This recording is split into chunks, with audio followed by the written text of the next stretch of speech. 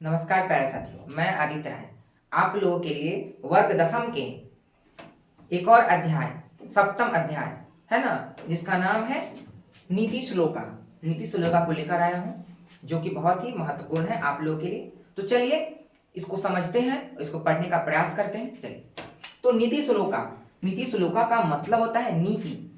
नीति, नीति का मतलब अच्छी बात, नीति का मतलब अच्छी बातें। नीति संबंधी श्लोक, नीति से जुड़ा हुआ, अच्छी बातों से जुड़ा हुआ जो श्लोक है उसको हम लोग पढ़ते हैं, उसको इस अध्याय में, इस पाठ में समझने की कोशिश को करते हैं। चलिए ठीक, देखते हैं आगे। तो कोई भी पाठ पढ़ते हैं तो उसका परिचय जानते हैं। क्या जानते हैं? पाठ का परिचय जानना जरूरी है। तो चलिए पाठ का परिचय जानते हैं। तो यह पाठ जो है ग्रंथ महाभारत, आप लोग महाभारत तो देखे होंगे, महाभारत की कथा सुने होंगे। तो यह पाठ जो है महाभारत के उद्योग पर्व के विदुर नीति से लिया गया है। महाभारत में अनेकों पर्व हुए हैं, है ना, वन पर्व, उद्योग पर्व, तो यही उद्योग पर्व से लिया गया है, विदुर नीति से, विदुर नीति से लिया गया है ना। विदुर नीति का मतलब होता है विदुर, जो वहां के एक मंत्री थे महाभारत में, धृतराष्ट्र के मंत्री का नाम था विदुर, है ना। तो वो विदुर जो थे वह वहां पे महाभारत में जब युद्ध होने वाला था तो युद्ध से पहले महाराज धृतराष्ट्र को उन्होंने कहा था कि ये युद्ध को रोका जाए, आपस में दोनों भाई के बीच युद्ध नहीं होना चाहिए, है ना। तो इसी विषय में उन्होंने अच्छी अच्छी बातें को कही थी महाराज के द्वारा, महाराज को कहा था। तो वही नीति, जो अच्छी बातें हैं, अच्छी श्लोक को यहाँ पे वर्ग दशम के सप्तम पाठ में रखा गया है ना, नीति श्लोक के द्वारा। चलिए, तो विदुर नीति जो अपने अच्छी अच्छी बातों को जो कहे थे वह बात क्या है, चलिए तो देखते हैं, पढ़ते हैं।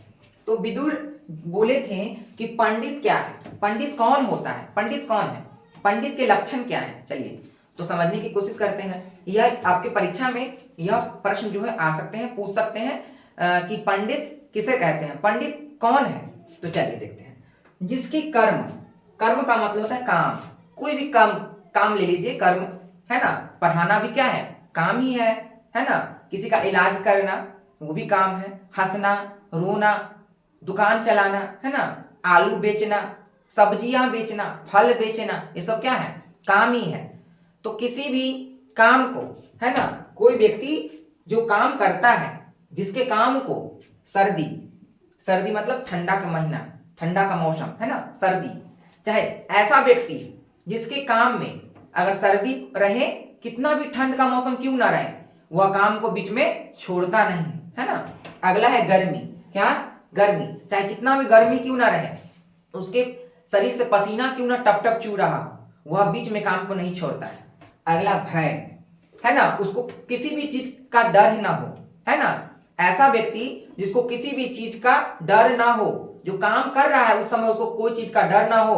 अगला भावुकता, वह तुरंत से कोई कुछ बोल दे तो तुरंत से भावुक ना हो, है ना, पिघल ना जाए, रोने ना लगे। चलिए अगला संपन्नता, अगर वैसा व्यक्ति काम कर रहा है, अगर उसको ज्यादा से ज्यादा पैसा मिल जाता है तो तुरंत से वो संपन्न हो जाता है, तुरंत से वो काम छोड़ देता है। अरे नहीं, पैसा प्राप्त हो गया तो क्या हुआ, हम आगे काम को करते रहेंगे। अगला है विपन्नता, क्या, विपन्नता मतलब काम सही से, जिसको काम में विपन्नता हो, पूरा काम सही से हो ना पाए, विपन्नता हो, वैसे व्यक्ति जिसके काम को बाधा नहीं डालता हो, है ना। मतलब ऐसा व्यक्ति जिसके काम को सर्दी, गर्मी, डर, संपन्नता, विपन्नता, भावुकता बाधा ना डाले, रुकावट ना डाले, वैसे व्यक्ति को ही हम पंडित कहते हैं। क्या कहते हैं, पंडित कहते हैं, याद कर लीजिए, ठीक है। चलिए अगला जो विदुर नीति जो बोले थे, क्या बोले थे, पहला तो पंडित बोले थे कि पंडित किसे कहते हैं, दूसरा में बोले थे कि मूर्ख क्या है, मूर्ख कौन होता है ना। आप लोग यहाँ कहते हैं हम लोग कि मूर्ख जो पढ़ा लिखा ना हो उसको मूर्ख कहते हैं, नहीं, मूर्ख तो वो है ही, लेकिन मूर्ख क्या है, चलिए देखते हैं। यहाँ सप्तम पाठ जिसका नाम है विदुर नीति श्लोका, उसमें मूर्ख को कैसे दर्शाया गया, कैसे दिखाया गया, चलिए देखते हैं। तो मूर्ख क्या है, कौन है, तो जो व्यक्ति, जो इंसान, जो व्यक्ति बिना बुलाए, क्या, बिना बुलाए किसी के यहाँ जाता है ना, किसी के यहाँ बिना बुलाए आप नहीं जाइए, वैसा व्यक्ति जो बिना बुलाए किसी के घर चला जाता है, तो वैसे ही व्यक्ति को हम क्या कहते हैं, मूर्ख कहते हैं। क्या कहते हैं, मूर्ख कहते हैं।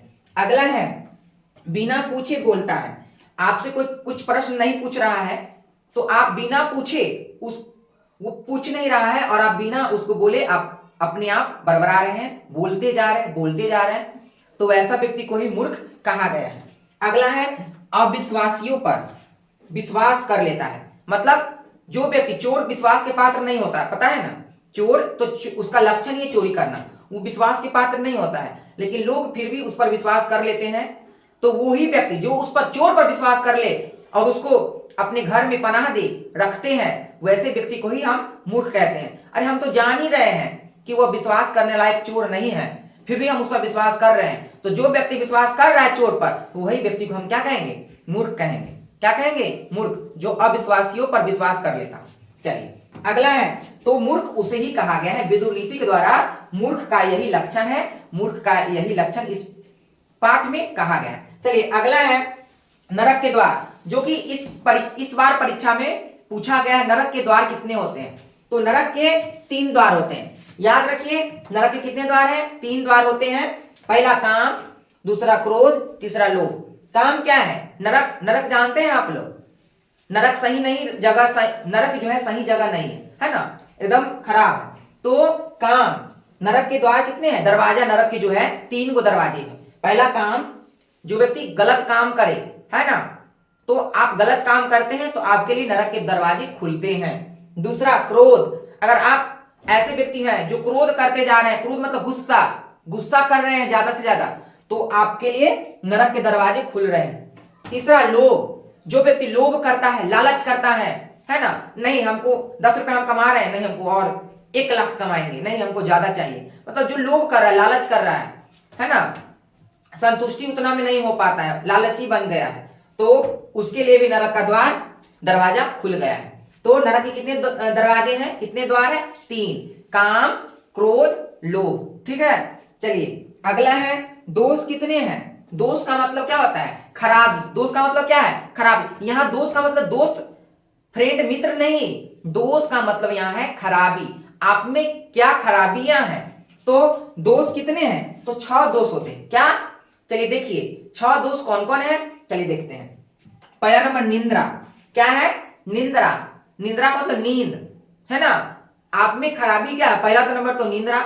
जिस व्यक्ति को नींद ज्यादा आती है ना, ज्यादा से ज्यादा सोते हैं, तो वह व्यक्ति के पास क्या है? दोष है, खराबी है ना। वह, उसको, उसकी इंद्रियां जो है अपने बस में नहीं रहती है। इंद्रियां मतलब समझते हैं, जिसका नाक, कान, आंख, मुंह क्या है? अपने बस में ना हो, है ना, उसी व्यक्ति के पास 6 दोष होते हैं। 6 दोष, जो 6 गो दोष है ना, जो खराबियां हैं वही। चलिए दूसरा है तंद्रा। तंद्रा का मतलब होता है थकावट। क्या आते हैं? थकावट। तीसरा भय। भय का मतलब होता है डर, है ना। डर जो बना के रखता है, डर भी क्या है? एक तरह से खराबी ही है। एक मनुष्य के अंदर में 6 दोष होते हैं, 6 खराबी होते हैं, है ना, जो कि गलत है। 6 दोष को त्याग देना चाहिए। 6 दोष को क्या करना चाहिए? हमें त्याग देना चाहिए, है ना, जो कि निंद्रा। पहला नंबर क्या था? निंद्रा। नींद को हमें क्या करना चाहिए? त्याग देना चाहिए। मतलब कम मात्रा में सोना चाहिए। सोना जरूरी है सेहत के लिए, तो हमको सोना तो चाहिए, लेकिन ज्यादा नहीं, है ना। कम से कम 7 घंटे, 6 से 7 घंटे सोने चाहिए, उससे ज्यादा नहीं, है ना। दूसरा है तंद्रा। कोई काम कर रहे हैं, हमको थकावट भी नहीं होना चाहिए, है ना, काम कर रहे हैं, तंद्रा भी नहीं महसूस होना चाहिए। तीसरा नंबर भय, है ना। भय को भी हम लोग अपने अंदर से, डर को निकाल के फेंक देना चाहिए। अगला क्रोध। क्या आता है? गुस्सा, है ना। व्यक्ति को गुस्सा नहीं करना चाहिए। गुस्सा भी एक तरह के हमारे शरीर की क्या है? खराबी ही है। गुस्सा को भी क्या करना चाहिए? निकाल के बाहर शरीर से फेंक देना चाहिए। चलिए अगला है आलस्य। आलस्य का आलस्य जो होती है, आलस, उसको भी क्या करना चाहिए? त्याग देना चाहिए, है ना। अगला है किसी काम को देर तक करना, है ना। कोई व्यक्ति को देखते होंगे, कोई काम को क्या करता है? देर तक करते रहता है ना। तो काम को देर तक नहीं करना चाहिए, है ना। यही 6 गो दोष है।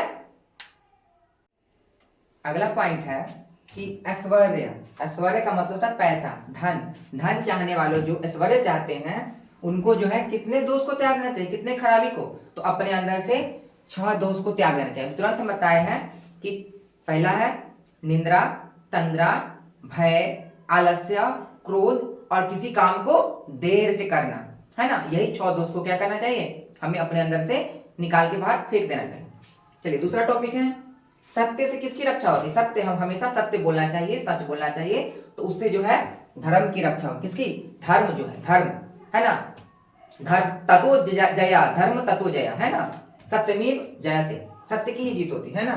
अगला है अभ्यास से किसकी रक्षा होती है। हम लोग को हमेशा अभ्यास करना चाहिए, पढ़ना चाहिए। अभ्यास अगर करते रहेंगे, पढ़ते रहेंगे तो विद्या की रक्षा होगी। किसकी, विद्या की रक्षा होगी। अगला पॉइंट है श्रृंगार। श्रृंगार से किसकी रक्षा होती है। श्रृंगार से, अगर एक औरत को देखते होंगे ज्यादा श्रृंगार करती रहती है, तो श्रृंगार करने से क्या होता है, किसकी रक्षा, रूप की, है ना। रूप की रक्षा होती है। रूप वैसा ही कि वैसा रहता है अगर श्रृंगार करते रहते हैं। चलिए अगला है अच्छे आचरण। अच्छे आचरण से किसकी रक्षा होगी। अगर हम अच्छे आचरण रखते हैं, अच्छा व्यवहार रखते हैं, है ना, अपना आचरण अच्छा रखते हैं, तो उससे क्या होता है, अपने कुल खानदान की रक्षा होती है। हमारे खानदान में हमारा क्या होता है, जय जयकार होता है ना।